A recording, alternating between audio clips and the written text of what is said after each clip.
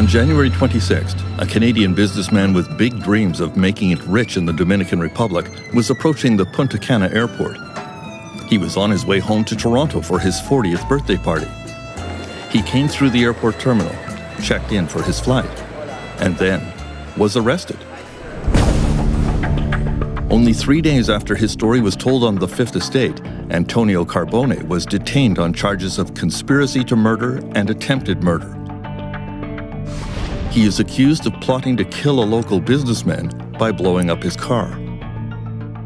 It was big news in Santo Domingo. What has become a sordid tale of betrayal and revenge started out with a glittering dream. Along with his brother Francesco, Antonio Carbone of Toronto had big plans to build a gambling empire. Their company, Dream Casinos, swept into the Dominican Republic in 2011 and bought up a string of gambling facilities. The brothers modeled their operations on Las Vegas. The casinos were modernized and started generating big profits. Before long, there were 5,000 employees and a new corporate jet for the owners. The company was very successful, was very prosperous. We bought 12 casinos in 13 months and refurbished them. I don't think it's ever been done in history. We did it. Hard work. We had the momentum. Hard work. And there was a lot of blood, sweat, and tears behind it. Now, keep in mind, the blood, sweat, and tears may have come from the Carbone brothers, but the money for all this came from one source. Their only investor was Canadian billionaire Michael de Groot, a retired captain of industry with a sterling reputation. He lent the brothers over $100 million because he knew there was big money to be made in the casino business. He was very eager to do this business because obviously he knows where the money is. Everybody gambles. In good times or in bad times, everybody gambles. Then, however, Michael de Groot heard rumors that the Carbone brothers were stealing from him. He launched court actions to recover his money. One Canadian judge wrote, Michael de Groot has a strong prima facie case of fraud against the Carbones. So a prima facie case of fraud, what exactly does that mean for the laymen of the world, like my brother and I? Either there's a fraud or there's not a fraud. Either I'm guilty of murder or I'm not guilty of murder. Don't you realize that many Canadians will read these receiver reports and numerous allegations in there and come to the conclusion that you stole money from Michael de Groot? Nowhere does it say. Where does it say that?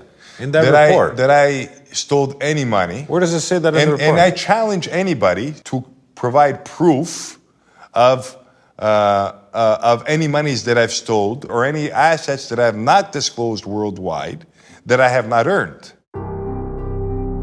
In fact, in late 2014, a court-appointed receiver reported that of the $48.6 million of de Groot's money used to buy and renovate casinos, $21.7 million is unaccounted for. Michael de Groot would later say he regretted ever getting involved in this venture, and many wonder why he would lend so much money to two brothers with a shady past. A few years ago, they had been involved in an internet gambling operation called Platinum Sportsbook that police would later describe as a partnership between the mafia and the Hells Angels motorcycle gang. They also ran a tobacco business selling Don Carbone cigars that collapsed amid allegations of tax fraud.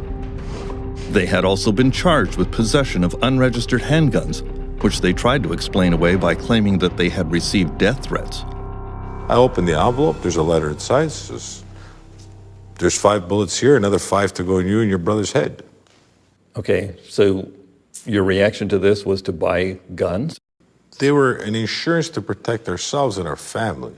You guys seem to be trying to convince me this was a good idea. In retrospect, don't you think this was kind of a bad idea? Absolutely. It was a terrible idea. But you asked me a question, why did you do it? And I gave you the explanation of why it was done. The casino environment. The Carbones were not the only shady characters involved in this business. The president of Dream Corporation is Andrew Pajak, who has his own history of involvement with the mafia. He was furious with the Carbones because of the alleged fraud, and he was recorded making threats against them. I swear to God, But I like to put a fucking gun right down their mouth and pull their fucking heads off. The feeling may have been mutual. Toronto police laid a criminal complaint against Francesco Carbone, an allegation that he plotted to cause the death of Andrew Pajak. The charge was said to be based on a tape recording of him. To be honest with you, I didn't say anything on the tape. I believe the tape was spliced and cut.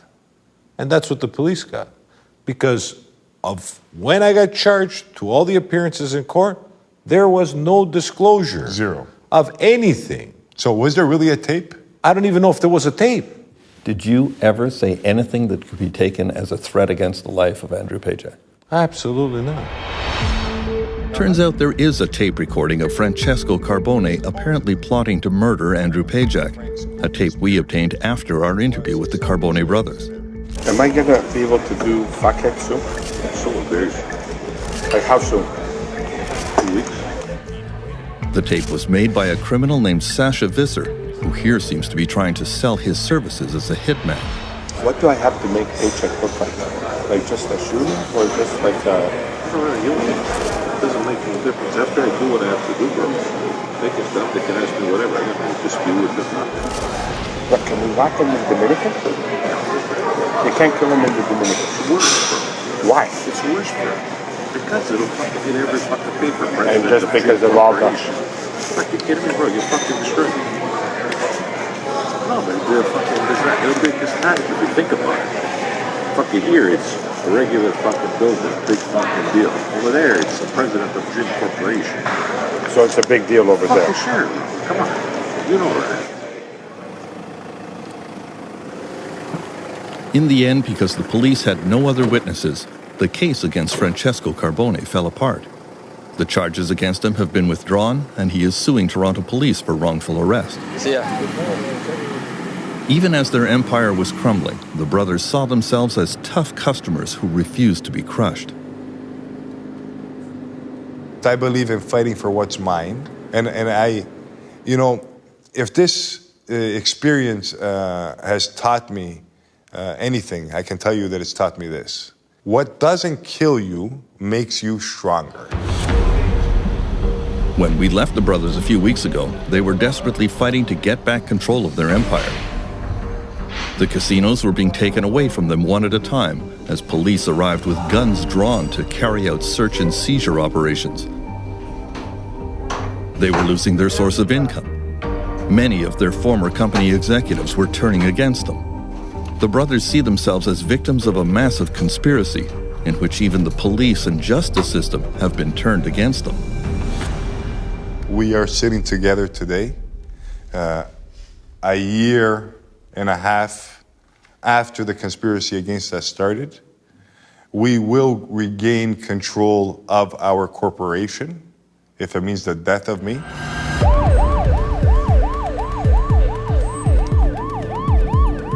Now, in this back alley fight in the Dominican Republic, Antonio Carbone has found himself in more trouble than he has ever been in. Last December 1st, a Jaguar belonging to a rich and well-connected businessman was blown up on the streets of Santo Domingo. Yeah, that's just last year.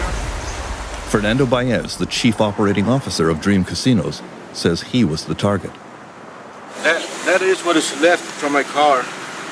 Yeah, you can see the magnitude of the explosion is 2 months ago, and look how the glass is all over still. Baez is accusing the Carbone brothers of blowing up his car and trying to kill him.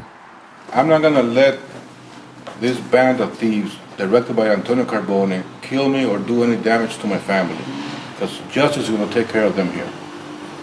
Un año de prisión preventiva contra Antonio Carbone, ejecutivo de los casinos Dreams. Y Antonio Carbone, quien junto a su hermano Antonio Carbone was detained on allegations of conspiracy to murder and attempted murder.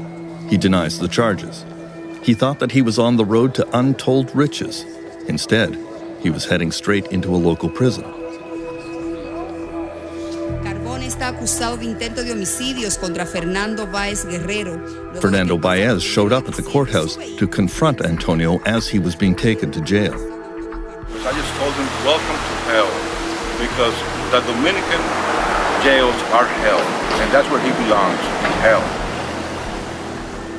Even by the justice standards of the Dominican Republic, the case against Antonio Carbone is especially shaky. The supposed key witness is a private detective named Juan Infante. He also used to work for the Carbone brothers. The day the car blew up, he claims he was present as the brothers celebrated in this restaurant. But his account is not exactly definitive. Why is the reason why they'd be happy? Oh, because the car buyer was burned. But I said, the we did it? So I said, we, them, because it was part of the deal. They don't answer. They just look at each other. They don't give me an answer. And just to be clear, they never actually said, we did it. No. Antonio Carbone can provide airline records that show he was back in Canada, both when the car bombing occurred and when the witness Infante claims to have seen the brothers celebrating in the restaurant. Antonio was saying he wasn't here that day. He was actually, and he's got the tickets to prove it. Well, that's hard to the court to decide. We have a conversation. I don't know if it was the second, was the first, was the third. That was after the car bombing. One more reason to doubt the witness Infante is that he freely admits he is now on the payroll of the supposed intended victim, Fernando Baez. Baez seems to have changed his story. At first, he told us and the courts that the explosion happened just seconds after he left the car. And 3 seconds after I arrived to my house, it exploded. But later he told us that he was not actually driving the Jaguar that night and that he was upstairs in his luxury apartment when the explosion occurred. Underlying this whole story is the reality that justice is for sale in the Dominican Republic. There are allegations that both sides in the Dream Casino battle have been paying off police and government officials to do their bidding. Right now, the biggest loser in this gambling battle is Antonio Carbone, who is locked up in the San Pedro prison not far from Punta Cana. After visiting him, Carbone's lawyer Jose Garcia Perez was very skeptical that his client would be getting out anytime soon, because the justice system is stacked against him. I think he's never leave. You think he never leaves prison? Normal? No. Many problem, another problem, another problem, another problem. That is the plan. The Carbone brothers were small-time operators in Canada who became big-time businessmen in the Dominican Republic. Their approach to business and their methods have left a long list of enemies in both countries. Their Caribbean dream is in ruins, but they may not gather a lot of sympathy for what they see as a battle against injustice in a foreign land.